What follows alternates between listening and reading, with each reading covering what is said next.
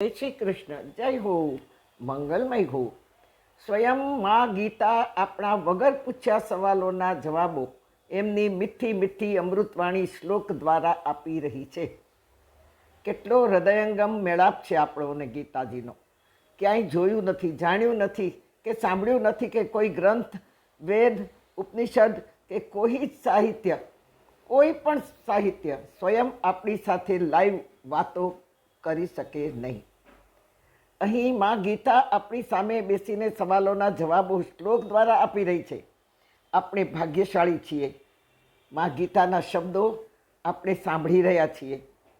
પણ માં ગીતાના શબ્દ શ્લોકો જ્યારે આપણા જીવનને ગતાનુગતિથી છોડાવશે, મોડ આપશે, ત્યારે આપણે સૌભાગ્યશાળી બનીશું. માં ગીતા દ્વારા બોલવું, ખાવું, સાંભળવું, ચાલવું શું તે આપણે જાણી રહ્યા છીએ. અને તેટલું આપણે જાણ્યું, બરાબર જાણ્યું, કારણ કે આપણે ભાગ્યશાળી છીએ. પણ જ્યારે તે બધી જ સાંભળેલી વાતોનો જીવનમાં આવિષ્કાર થશે ત્યારે આપણે સૌભાગ્યશાળી બનીશું. આપણે 50% તો પહોંચી ગયા છીએ.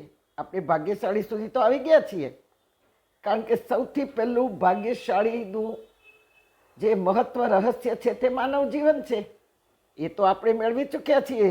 હજારો જન્મોના સારા સત્કર્મો અને પ્રભુ મહેતા પ્રભુએ જોઈ હશે, તેથી આપણને માનવ જન્મ આપ્યો. તેથી 50% તો આપણે પહોંચી ગયા છીએ ભાઈ. પ્રભુની કૃપાથી જ પહોંચ્યા છીએ.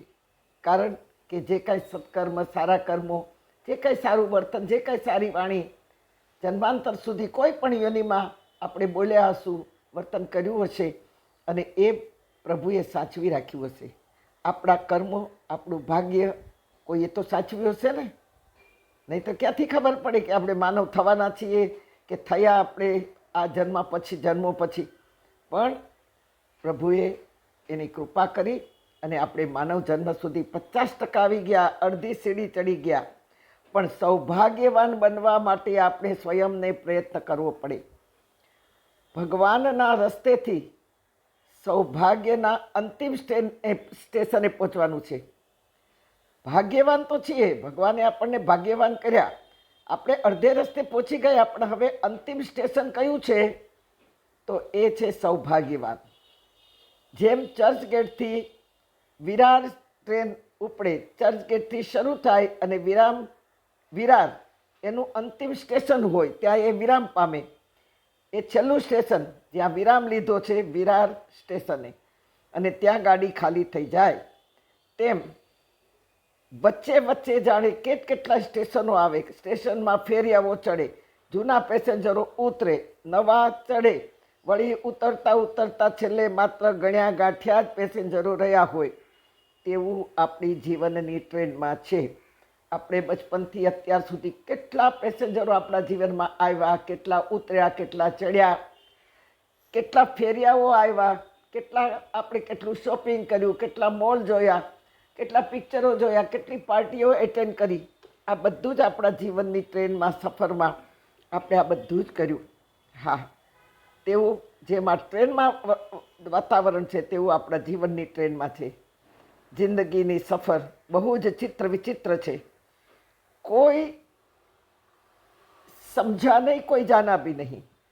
બહુ સુંદર આ ગીત છે ને. જિંદગી કા સફર है ये कैसा सफर, કોઈ સમજા નહીં, કોઈ જાના નહીં.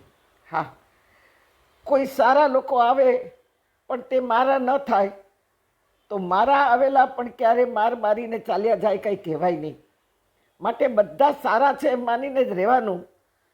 એમને કોઈને મારા કરવાની ચેષ્ટા કરવી નહીં. માત્ર ઈશ્વરમાં જ સારાપણું પણ છે અને મારાપણું પણ છે.